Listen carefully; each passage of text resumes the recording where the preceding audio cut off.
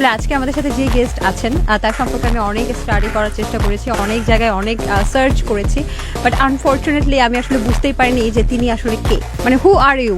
আপনার নাম জানো কি? সুমাইয়া রিমু। সুমাইয়া রিমু, মানে সুমাইয়া রিমু কে আসলে? সুমাইয়া রিমু অলরাউন্ডার, তাকে কোনো এক্সট্রা করে পরিচয় দিতে হয় না, তাকে সবাই চেনে। আপনি কি কখনো মানসিক হাসপাতালে গিয়েছিলেন বা মানসিক ডাক্তার দেখিয়েছিলেন? আপনার হাজবেন্ডের কোলে বসে তারপর চিৎকার করে করে ভিডিও বানান, তারপর বলেন দেখ আমি কার কোলে বসে আছি, মানে এইরকম, এগুলো কি অসুস্থতা না? আপনাকে কোলে নিতে হলে কি কি যোগ্যতা সম্পন্ন থাকতে হবে, মানে কি কি যোগ্যতা লাগবে তাহলে? আমার জামাইয়ের মতো হতে হবে, বাট আমার আপনার জামাইয়ের মতো হতে হবে, কিন্তু আপনার জামাই না হলেও আপনাকে কোলে নেওয়া সম্ভব।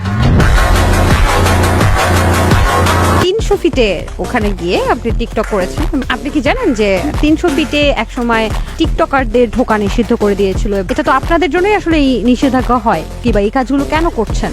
নাম হয় যে টিকটকার, মানে গুখায় সব মাছ, নাম পরে ঘাউড়া মাছের, ব্যাপারটা হচ্ছে এরকম। আমার মনে হয় যে আপনার জ্ঞানের অনেক অভাব আছে, আর একটু জ্ঞান অর্জন করা উচিত।